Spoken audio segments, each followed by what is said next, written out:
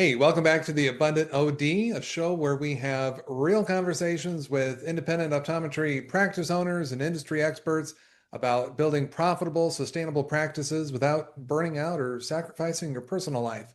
Today, I'm thrilled to have Dr. Amber Wiggins with us. Dr. Wiggins is an enthusiastic optometrist with over 15 years of rich experience in both optometry and ophthalmology. Her journey began with a strong desire to help patients understand the connection between their systemic and ocular health, and maybe we'll learn some more about that today. After graduating from Pennsylvania College of Optometry, she honed her skills in a residency in Arkansas, a pediatric residency in Arkansas, and then proudly returned to North Carolina, providing remote care services to patients across multiple states. Amber, thanks so much for coming on the show and being with us. Hello. Yes, I'm happy to be here. Thank you so much for the invite. Yeah, you bet. You're Yeah. welcome. It's my pleasure. So let's start off a little bit with your journey. I mean, we learned where you went to college and where you did residency. How did you first decide that optometry was the thing for you? Like, is this something you've always wanted to do, or kind of give us a little background there before we move forward? Yeah, well, I was kind of led into the field. I found out about it through a member of the church I was at, just to work in like the optical center to do optical consulting, like set eyeglass sales. The position they had available was in the call center for a local company. And I just started taking patients' calls. You get to listen to so many people about their concerns they have after their visit, or if they're upset about a bill. You just get to hear everything. And you get Hmm. to communicate with the staff in the office, just because we answered calls for about 15 locations at that time, and then it grew to 23. And you get to see the whole aspect of the business, a little bit of the corporate side because we're next to home office. It was fascinating to me. And I was like, it looks like there's a communication gap between the patient, the doctor, and the staff. And I was like, I think I can work with that. And I was like, well, what do you need to do to become an optometrist? And that's how I got started. So then you get through college, your residency. I mean, you did a pediatric residency, right? And Mhm. now you still specialize in kids or pediatrics today. Is that right? I do, but I do see, as someone said, adult kids as well. I wanted to just emphasize children just because there's a lot of Hmm. doctors who do not see children, especially under age 5. And we know vision and learning go hand in hand. So it's important to just get the word out there that kids need eyesight optometry too. Sure, very good. I bet that's like a very, the whole industry's rewarding in its different ways, but what's the most rewarding part for you of working specifically with kids? It's the excitement when they're coming in at their first a little nervous of not of what to expect, and then they realize, oh, this is just like a little bunch of games all in one place. And they just seeing their guard just lower and they get more comfortable. So they'll come in rigid and like either tearing up a little bit. And then by the end of the visit, they're running around the office, grabbing things.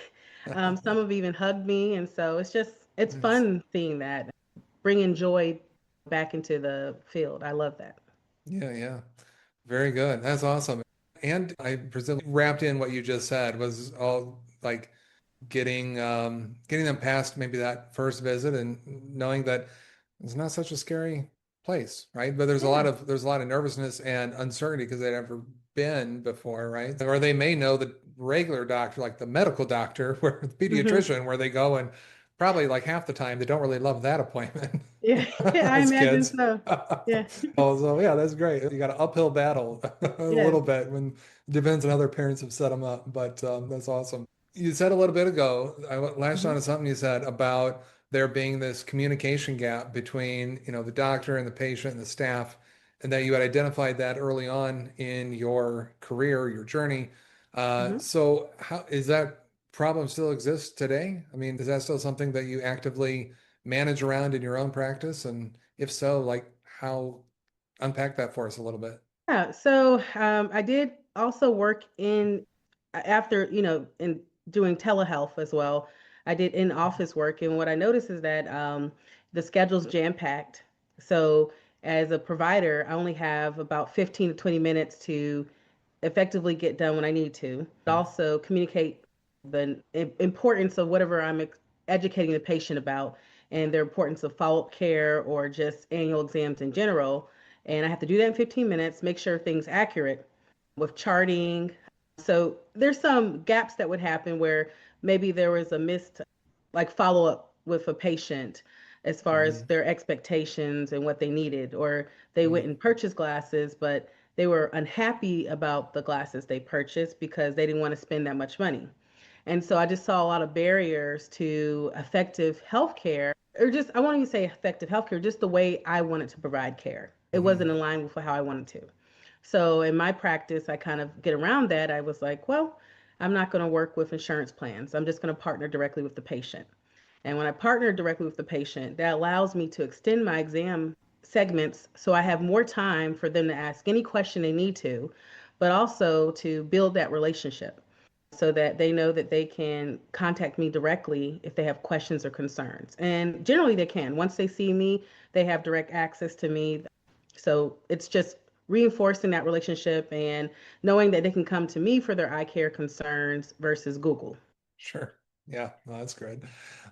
We never recommend Google for Yeah. eye care diagnoses Oh, yeah. or troubleshooting. No, very good. But I know a lot of people do it. A lot of Mhm. people do that in my field too. But I'm always fascinated with these conversations because I see so many similarities, not just in like your industry and mine, but also just across professional services in general. That and optometry is no stranger to this. That like the going model or the going desire, let's put it that way, is to kind of take what you mentioned as like a jam-packed kind of, I just refer to it as like a corporate style schedule, right? It's like Mhm. jam-packed. Let's get through volume and as many appointments as we can and bill as much as we can to this more relational model where let's slow down and take our time and let's really make sure that yeah, the practice still has to like be able to support that and survive and be profitable, but we've got room in there, right? Depending on how we structure these partnerships with our patients, that we can slow down and really make sure we're having like a meaningful impact for them as opposed to just shooting them through a gauntlet and kicking them out the door with glasses because that's sometimes kind Yeah. of what it feels like, right? Yeah. Was that like a deciding factor for you to start your own practice as opposed to working for somebody else? Yes, even back when I was in the call center. Mm. There's a document I actually have on Google Drive from way back then, back in 2012. I started with back then I called it A&W Community Eye Care Center. Okay, And at that time, like I was like, okay, how do I want my practice to look like? What do I want to charge? And of course, my fees have modified since then, becoming on the other side, but the sure. care level I wanted to provide, I've been building Hmm. that since 2012. So this was Oh, just, I know the opportunity just opened up for me to just, okay, it's time to move now. yeah, So it's just starting out, and I'm sure I'll evolve more. But yeah, it was just time. I was like, you know what? I can't continue practice like this. I'm not loving I love optometry. I love what I do. And so when I feel that feeling slipping away, I'm like, it's time to pivot to make a change. yeah, for sure. So how long, remind me how long you've been in practice now for Uh, yourself? for myself, since May. So very fresh. Yeah, Yeah. yeah, yeah, So you started that document in 2012. So it's been over a decade in the making of yeah. thought and dreams and desires going into this thing. And Mhm. is it coming out so far the way you anticipated? Obviously, there's been some Um, modification along the way, but Better than I better. anticipated. Oh Okay. my gosh, I just thank God so much. Yes, like the projections I did for when I first opened the practice were way over that. I was like, are we in year 5 now? So they're just the people are coming in, but I'm making sure that okay, as people are coming in, I don't lose the model, the reason why I started. I Mhm. don't want my care level to go down. So I'm making sure I'm staying up on that. I educate. So yeah, the volume has increased. It's time to look for help. So I am looking for a good like right hand office clinical assistant administrator. So I have a good eye out there. Okay. It'd be nice if they would be bilingual. That'd be awesome. Yeah. Nice. All right. Shameless plug for anybody Yeah. administrative Yes. listening in. Very good. Or if you know somebody. All Yes. right. And in North Carolina, what town again are you in North Carolina? Raleigh, North Carolina. Raleigh. Yeah, Hmm. that's what I thought. Okay. I didn't want to misspeak. Awesome. Sure happy it's going so well out the gate for you. It's been good overall. I'm sure there are tough days along the Oh way yeah. somewhere, right? Hmm. Oh Like yes. It's not for the faint of heart. Oh no. Yeah, for sure. What keeps you motivated during those tough days when, like entrepreneurship or business ownership is always like Mhm. a roller coaster ride of ups and downs. So when Yeah. you're in the trough, what keeps you So motivated? there's like two highs. Either it's a very slow day or extremely busy day. Hmm. Because again, I do everything from start to finish inside the actual clinic. So I like that one-on-one time with the patient. Hmm. But again, when you have back to back, and then I also take walk-ins, it gets interesting. So Yeah. so you're like, okay, I don't really, want to dilate this person and send them to optical because I'm just independent OD with a sublease, so I don't have an optical myself right now. So it's like that, it doesn't really work that way. We're North Carolina two-door state, so I need to get everything done with them that I can. And so I'm learning that. But I do appreciate those days that are busy because of course that's good revenue. Now, the real slow days, I'm learning to see again, I always try to find the light at the end of the tunnel. So, like a slow day, if you're employed OD, okay, that could be okay because you're still going to get paid. As a business owner, you're not going to get paid. So, I Right. try to make the most. I'm like, okay, you just opened. There are so many things I can still do on a slow day. So, Mm. again, there's time you need to not only work in the business, but you have to actually work on the business. I spend some time working on the business and I do have some side hustles, which I can always bring in some extra cash. Sure. But those are the Awesome. two things here. Of course, the general stuff, like since I do most of the admin, so getting people to do their paperwork, which we're still fine tuning that process, but just trying to get them to understand how you do this process. It helps your process inside the office. So, Yeah, for sure. yeah. No, yeah, and I think that I experienced the same thing early on in my practice days where you can have this great process set out before you run too many people through it. And then when you run people through it for real, it's like, oh, you start to find out like all the little gaps or holes or inefficiencies in that, right? And it's just, I don't think that ever really stops either. Like we're in this like constant evolution of just continuous Mhm, improvement. mhm. So that's great. That I would say, I just want to add to that because Yeah. what you just said is so important.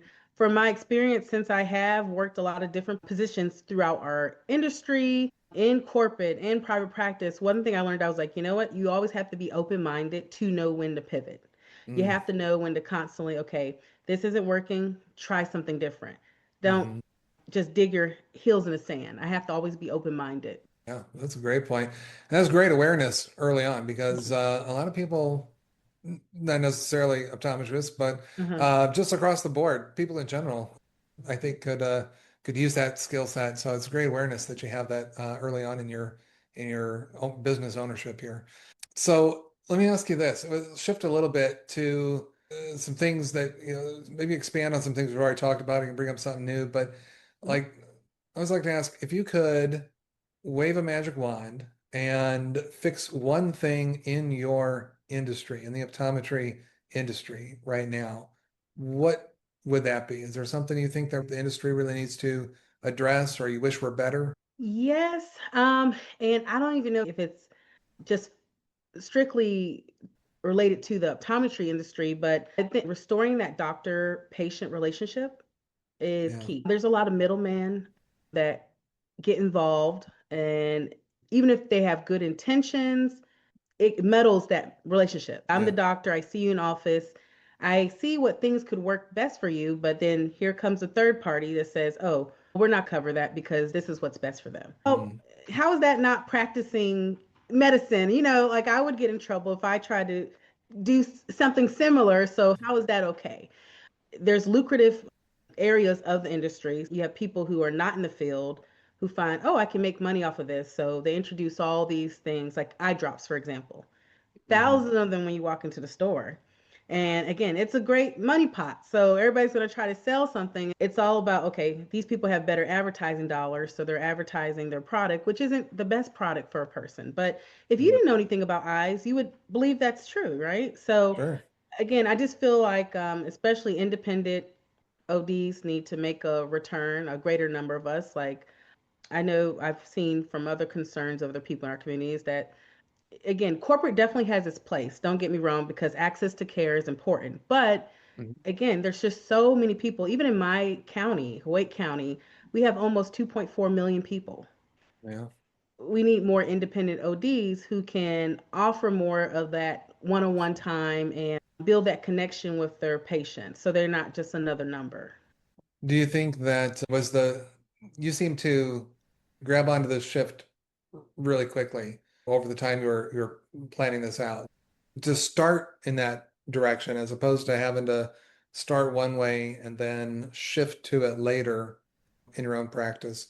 Hmm. Is that just, I mean, was that just you saw it out there as the opportunity and the way you wanted to practice, and then you were just going to do what you needed to on the like the Uh, business side to make that work? Or how did you figure all that out so early on? Again, it might sound crazy to other people, but it was definitely a higher power, divine intervention. It just everything from the day one in this field, just being led, like this is what I was called to do. And plus, like I was a non-traditional older student. And I'm like, okay, I'm gonna go work for a couple years and then I'll go and then everything had just okay, I would open up a new opportunity, it looked great, and then something crazy would happen. And I'm like, okay, what are you telling me? Like, and Mm, it just, and then again, one opportunity would open up, and it was just so easy just to move right into the where I'm at now. It was just, oh, it was crazy. It was just the opportunity just kind of came right to me, and I didn't even know about the other location that came up in it, and that has been such a blessing. So, I mean, yeah. it was just like I didn't realize that I was actually ready to open my. I thought I Mm, needed more time, but no, I realize now, yeah, you're ready. awesome. Yeah. Very cool. Well, that's really powerful for you to be able to come out and like, recognize that and be brave to share it in today's environment. That's awesome. So kudos to you for all of what you just shared there. That's great. I love it. Let's talk about the personal side for just a moment, right? Hmm. Because we're not just building a business, we're building up lives too, and this is how we've chosen to spend ours. But for you specifically, running a business can be all consuming, right? How do you protect your time? I don't love using the term balance because I think that's like a myth or not really achievable. I think we're going to go through Yeah. seasons as business Yeah. owners where sometimes we're going to spend more time working and other times we're going to spend more time not working. But Hmm. we still, no matter what season you're in, you still need some time for you, for people you care about personally. So how do you like protect yourself and your time from the business taking over all of that? Yeah, I think that's a great question. I'm glad you brought up because, when I first opened, I was still working three other jobs. Oh, So I okay. was working in my two locations, one day on Mondays, the other day was Saturday, and then I was working at two other in-office jobs those other 4 days of the week, and then also doing online care. Oh, And I tell you, I was stretched thin. yeah. So again, I left those other two opportunities that I was working in person and focused just on my business. And then again, what I do, I opened up for 6 days a week. And I was like, wait a minute, focus on filling the schedule on the days you're open and cut down a couple days. Because I was like, so I go into practice 4 days a week, limit there, focus on filling those days up first. And so then I was like, okay, you have to have one day a week that you're off, and then again, Sundays is I'm going to service or I'm doing something, along the lines there. So Sundays are reserved. So I was like, okay, you have to have one other day that's just for you. And so now that I've been doing that, I find that if I give away that day during the week, my sanity, okay, what's going on? You need to take a break because we're human. Mm, Every yeah. and you're called to rest. There's times where you just need to rest. And so Yeah. you can't neglect your health because if you're in poor health, you're not going to be able to help patients in the long run. I learned to do that. And then now, whenever a family situation comes up and I don't have a spouse or kids myself, but let's just say I've had a couple of family deaths this year. So okay, I'm closing the office for those couple of days and I'm just going to go be with the family because that's more Hmm. important. Ultimately, Hmm. those relationships are more important. And I just communicate to the patients since they know that I'm the only doctor here. I don't have someone who could come fill in for me. At this time, Hmm. it's not financially worth it to hire somebody to fill in for me when I'm gone because patients now are coming to see me. Especially, I like to do a lot of educational events. I was like, well, I might have to give away that now that I'm an employer. But I said, no, that's important. That's what helps me to become a better, doctor for my patients with the knowledge I bring back from those conferences. Yeah. So now it's just about communicating. So I'm going to send out an email, matter of fact, to my patients, let them know that I'm going to be gone for a week, but I'm learning things, I promise. And then just tell them how to reach me if they need to. Sure. Yeah. Do you find that do you get a lot of pushback from people, or do you find that they're pretty understanding of that in your situation? They go with the flow on that. Not yet so far, because again, we build that kind of rapport when we're in the office. So Hmm. the last few that I told, they were like, well, they heard of passing my family. They, of course, gave their condolences, but then they Yeah. were like, oh, yes, you need a break. You need some time off because they see how hard I work for them when I'm in the office. So, Sure. yeah. That's awesome. That's great to feel that. And I think a lot of that does come from, like, I wouldn't say the people would be different, but there's a potential that could be a little bit of different mentality if you were not fostering those relationships ahead of time. Yes. Yeah. So I No, think that absolutely. works together beautifully Mhm. in times of when you need that time, right? So Yeah. that's awesome. Let's see.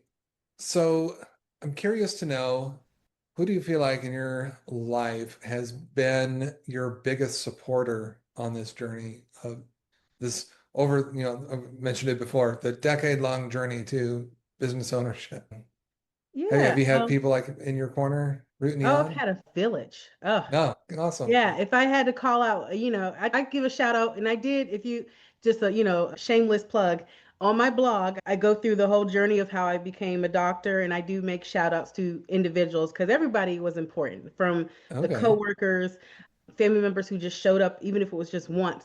Everybody played a significant role at some point. But the two So, people who have, I would say, kind of seen me through the beginnings to the end was one, my church mom, Audrey.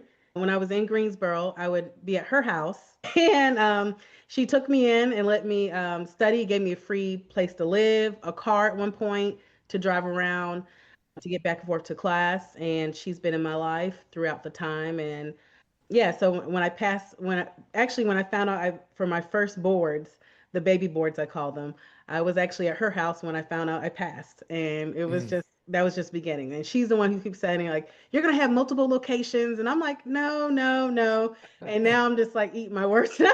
So yeah, she's definitely one from like the very beginning. And then of course my godmother, Aunt Cheryl, has just been 10 toes down for me since day one. So Amazing. I talk to her 3 times a week, and that's just encouraging about like, they're actually business owners themselves. So like she Okay. just always give me knowledge and just listening to me sometimes. That's great. Yeah. We need that, right? Because especially, I was going to ask if any of those people that you're mentioning were business owners, and you said your godmother was, and that's great because, like, as business owners, when you run into challenges or have uncertainties or have anything comes up that you just need to get off your chest, you can't just go to your normal or regular non-business owner circle of friends or Yes. family because they Mhm. just don't quite get. They can be compassionate and empathetic depending on what's going on, but it's just not Yes. quite the same, No. right? You see Yeah, that? they're just not going to get the importance of sometimes just showing up, like networking Mm-hmm. events. It can be vital to a turning point in my business if I attend an event and meet the right person. So, networking, all those little opportunities, you learn Yeah. what to take advantage of. And sometimes you're going to be, like you said, you're going to be tired sometimes. I look at it as that comes with the job. That's what I signed Hmm. for. So, Yeah, yeah. for sure. Awesome. I love it. Very good. Let's get back to the business side of things Hmm. and take us home with that. What are some of your biggest goals for the next year of your practice? You're going to finish out your first year in full. I know that, but what else? Where do you want to take your practice long term? Yes. So, again, yes, Peekaboo Optometry for Kids. So, I would say for the first few years, I will accept, for me personally, I'm going to hire new doctors eventually. Hmm. But I will see adult patients, new patients for the first few years. Probably after year 3, I imagine I'm going to be too busy with the kiddos to take on new adult patients. So whoever's in will be grandfathered into my patient care. But I plan on focusing more just on like pediatrics and, of course, my specialties like myopia management, vision therapy. I do some dry eye treatments, the more modest ones for people who can't afford the fancier stuff, of course. More guest speaking for like educational events. I do want to promote more pediatric eye care just because in just nationwide, I mean, I keep hearing, oh, well, they said they didn't need an eye exam. I'm like, what do you mean? And as they were like, oh, they had one done at the pediatrician. I said, that's not the same. Yeah. I said, so did you wait till your child got a cavity before you took them to the dentist? No. I said, when Mm, did they first go? They were like, yeah, well, before, when they were one or so. I said, exactly. Why are you waiting so long to go to the eye doctor? amazing. So I want Yeah. to promote more of that, get more involved in our field is very legislative. So just get more involved in that side just to promote optometry and ensure the collaboration between ophthalmology as well, because I think it's important for us to work together. I have lots of ophthalmologists I respect and vice versa. So I just think it's important for us to do what's great for the community, get more people access to affordable eye care and Mhm. affordable quality eye care. Okay. Yeah. That's my Awesome. focus. I think just because back in the day, this has been like over 30 years ago. So I'm not trying to date myself, but when I first went to the eye doctor and I relate to exactly what you just said. Like we didn't go until it was needed. Like I literally couldn't see the board in school and the teacher noticed and I don't know why I didn't bring it up to anybody, but yeah, I was having trouble seeing it. And so the teacher noticed and told my parents and they scheduled the appointment, right? But it's like you wonder what it would have been like if we would have had the guidance the way you put it with the dentist was like I don't think I've heard it quite that simply put before, but it just makes so much sense when you say it. It's like, yeah, why wouldn't you go?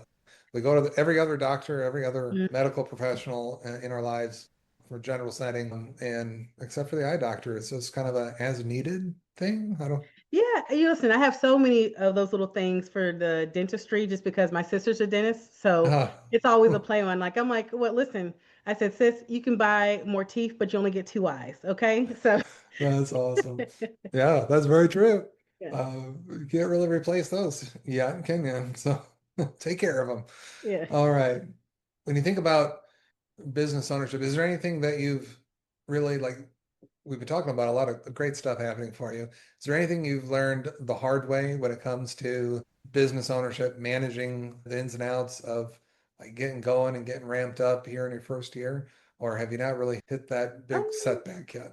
oh no. I mean, I'm kind of, again, I funded my business with my own money. So like Oh, I was good for you. able, thankfully, to pay myself back, but learning like Okay. again the taxes and I did hire an outsourced group, but I'm still learning like things that I need to know. Like, because even though I hire somebody to help me or take care of it, it's important to know where your money's going and what things you're responsible for. Because at the end of the day, who's going to get in trouble? Not the people I'm paying to do it for me. Me, I'm Hmm. going to get in trouble. So I Sure. need to, I'm still navigating that. And so I plan on taking some like just, online seminars to learn more about how to maximize savings as a business owner so that I can have a level playing field like everybody else. So, Yeah, for sure. That's great.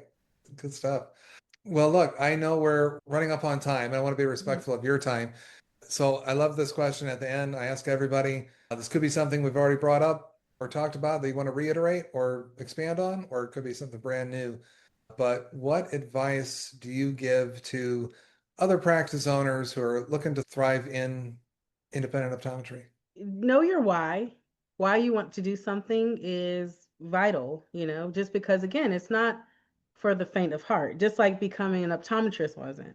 Mhm. Somebody who becomes optometrist, I would think, there has to be some kind of passion behind it because or there's no much money you cannot pay me enough money to take organic chemistry again. But it was a vital thing to do to become an optometrist. Sure. So again, opening a business, like, of course, I'm not making like the money that I was making as an employed OD. There's a big difference. It doesn't even phase me because have your why, and I'm like, Yeah. when I see the vision and things grow, and I'm like, okay, follow your dreams, the money will come. Just be motivated by the right things. Remember why you're doing it, who you're doing it for. And there's a lot of great resources and people out there who have information to help you, like a lot of ODs on finance. I've been following a lot of their steps, and that was just such a great tool for me. Just again, my parents weren't doctors. My sister's a dentist, but again, she didn't have her own practice and stuff, so I didn't have resources for my own circle to help me out. So sometimes you have to reach outwards. And Yeah. so know when to ask for help. Don't be ashamed to ask for help. There's lots of people who are just willing to help you. And I saw that in my case. There are people who didn't mean anything. I didn't know them. I think what his name, I'll shout him out to Dr. LeBlanc, I think. Yeah. Oh, He yeah. was great. He didn't know Nice. me. This guy's just helping me with like, okay, these are the next steps you need to do for here. And I'm like, man, this is just the kindness. Just, yeah, I would say just be open, be willing, and be determined. And don't do it for the money. The money will get things in order, get the right advisors, build the right team whenever you need it, but pursue your dream. And it's gonna grow. If you build it, it will grow. Okay. So That's awesome. Well, and very well said. I mean, I love all of that. And especially with, I mean, all of what you said is great and very important and great advice. And I think that the part that a lot of people stop short on is that reaching out and asking for help. And, we've said it here on this show before, and I've had it in other conversations, and you're saying it again, just reaffirming that that's a good way to go. And it is like there are genuinely people out there who've been in your shoes and who love your industry or love what you're about and doing, and they want to see the industry as a whole flourish, right? It's it's mhm. in the name of the show, the abundant OD, right? It's an abundant mindset, and it's abundant in optometry from my experience that I've seen. There's all kinds of people out there that are willing to help. Yeah. And then let me just again thank you. You have great resources available. I am signed up Uh-huh. to your email newsletter and I actually just downloaded something about Nice. so thank you for what you're doing. I think it's great to be motivated to do something like this just because again, you know, keep doing what you're doing. That's all I'm gonna say. Keep doing what you're doing and people are gonna catch on and then when they catch on, they'll have resources they can reference from the other great doctors you have interviewed. Just that the knowledge they've dropped was awesome. Yeah. Thank you very much. Yeah. Amber, it's been such great to be able to talk with you for this interview. And thank you again for taking the time, because I know you're busy and your time is precious. So thank you very much. Well, thank you for having me. Okay. Yeah, you bet. And one last thing before we go, I think you sent me a link to the blog before, right? Yes. Can we make that available? Is that Okay. okay? Or is that not something you share No, anymore? I don't really post on it as much, but it's solo Oh, travels with okay. Burr. I did YouTube back in the day for Yeah, cruising and yeah. stuff, but I've just been so busy. But solo travels with Burr Yeah, because that's yeah. what they called me Burr. So even some people Okay. called me Dr. Burr back in the day. But yeah, you can find me on YouTube or the internet. So Awesome. I want to give people a way to connect, and they can at least see those parts of the journey that you were talking about before that you did post about, right? Even though yeah, the write update is about the much. journey to for some people don't understand the journey of becoming a healthcare student, it can be emotionally and mentally taxing. So there's some Okay. shout outs about that experience there. So yeah.